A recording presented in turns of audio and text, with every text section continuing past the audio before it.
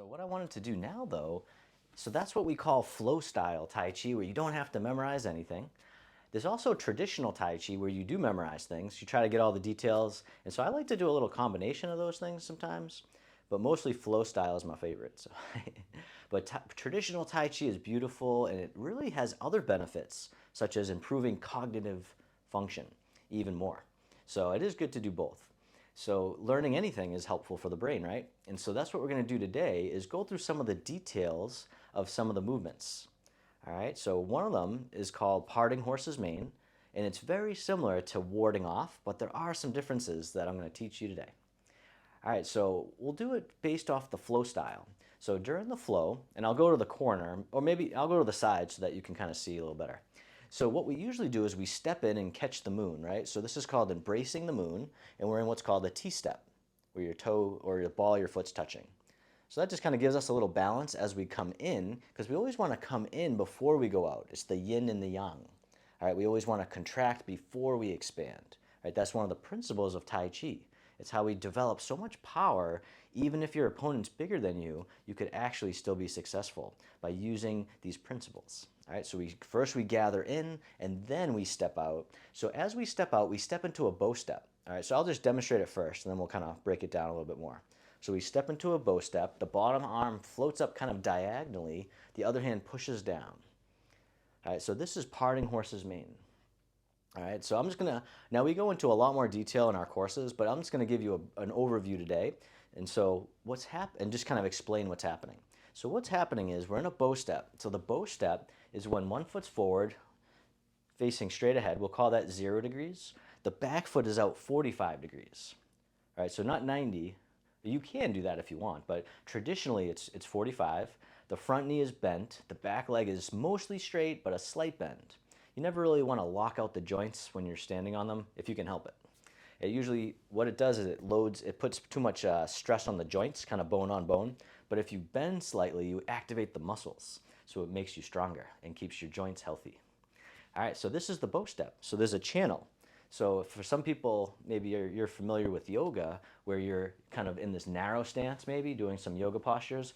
So that's fine, but it's not Tai Chi. So with Tai Chi, we actually have a bow wider stance. It's called the bow and arrow step or just the bow step. All right, so that's what we're doing there, is we're in this nice wide stance so that we're stable. All right, and then let's talk about the arms. So the bottom arm is at like the bottom of the moon. So with parting horse's mane, the bottom hand comes up diagonally. All right, so it comes up from here and goes up. All right, so down to up. All right, so it's like if someone's right there, we're kind of going whoosh, and we're chopping them, kind of knocking them right over. So if they were actually, the martial application would be if they were standing right here, they'd be right on the inside of your leg, so you could knock them right over your leg. And they call it the bottle opening technique. It's like you're opening a bottle cap, you just kind of knock them right over your leg. So that's really what this is for, is to lift and lock and come up. The other hand pushes down, so it's called splitting. So this splitting motion. All right, so that's the real energy. The energy is called splitting, and that's parting horse's mane. The hand pushes down, and it finishes right by the waist. All right, and so it's not actually by the hip. It's actually in front of the waist with the palm facing down, slightly tilted. All right, so that this is what's sometimes called the tiger's mouth. It's the space between the index and the middle finger. It's like that webbing. So if you want to get it really exact, you don't have to, but if you want to, then the tiger's mouth points right at the center of your forearm, of the one that's up. All right, so that's where you know if you can kind of adjust your hand so it's tilted up. So if you were to draw a line, it would go right to the forearm center. All right. And then the torso is also coming forward slightly. So some traditions are more vertical, but the way that we do it begin with breath Tai Chi, and in Yang family Tai Chi, there's a forward lean with parting horse's mane. All right, so that's the one that we do, and so that way your shoulder, hip, and knee are kind of all in one alignment. Actually, you can see it better from this angle. So if I was here, or actually, I'm trying to see, maybe that was a good angle. Yeah, I think that was a good angle, actually. Yeah, so my shoulder, hip, and knee are all in the same alignment. All right, so that's parting horse's mane. Now with ward off, It's very similar. We're in a bow step, so we start off the same way. We catch the moon. All right, then we step out into a bow step. However, instead of the bottom arm coming up diagonally, it really comes up right in front until it's parallel with the earth. All right, so it's here. All right, so parallel with the earth. All right, right in front of the heart. So the wrist, kind of like, or maybe even the center of the forearm, or right in between the wrist. It depends on your arm length, but basically, kind of your wrist inner forearm area is right in front of your heart. All right, so that's one of the main differences. Parting horse's mane, the fingertips are pointing up towards the sky, the palms facing up, the elbow is mostly straight, but a slight bend. With ward off, the fingertips point out to the side. So we're basically just rotating it. The other hand's the same though. All right, so instead of coming up, just rotate it down. That's really the main difference with the arm. Instead of up, is down. Well, it's up and straighter, down and it's a little bit more bent. All right, so it's coming up almost like a bucket handle, like if you're on the side of a bucket, coming up like that. The other hand comes down. Now the torso is squared off, but the other hand is down, so it opens you up a little bit, so it's not completely squared off. So it's a little open, but parting horse's mane is 45 degrees. So the torso is 45 degrees. Ward off, you're more in line with your front leg. All right. So that's the main difference. The footwork's the same. You still have that same forward lean. Parting horse's mane, ward off. Well, parting horse's mane, a little open.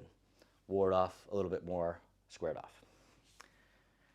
All right, so once again, the martial application, if someone was here, you'd step on the outside of them, and then you could bring them right up and over your leg for parting horse's mane. For ward off, if someone were to punch at you, then you could block, right? And then use your other hand to maybe do a joint lock or grab them so you can control, and then maybe roll back. And so parting horse's mane and warding off is actually part of a 4-part movement called grasping the bird's tail, which we did today in the flow. So I did that just so you'd get a sense of how we do it in the flow too. So, but yeah, so ward off is the first part. And so they all have great martial applications, but you can also just do them for health and wellness. So I know some people like to know the details, and so that's what it's at. That's what it's all about. All right, let me know if you have any questions. Once again, that's just an overview. In our courses, we actually break it down, but we do the footwork first, then we practice a bunch of times, we do different angles, different views, then we do the arm work, the torso, and even the eyes. So we didn't talk about the eyes too much today at all, but that's another component that we often talk about too. But I won't go into too much detail, but we do have a course coming up. We have the 24 form coming up in February. So if you're interested, I will be sending out an email here in the next few weeks, and it's the most popular form in the world. So millions of people are doing it all over the world. So if you want to learn that form, it's pretty good for beginners too, I would say. So I think most people will do just fine with it. We have an extended period now, so we're doing longer classes and we're doing it for a longer period. And so that way people really get the best results. All right, so keep an eye on your email for that. If you are interested in learning traditional Tai Chi, we also teach that too. But remember, you can always come to this class as many times as you want. We go live every Tuesday at 11 a.m. And yeah, it's totally free and there's no limit. So thank you so much for being here. And I do have a quote to finish the day, or to finish our session. So this quote is from Alan Watts, who said, "To have faith is to trust yourself to the water. When you swim, you don't grab hold of the water, because if you do, you will sink and drown. Instead, you relax and float."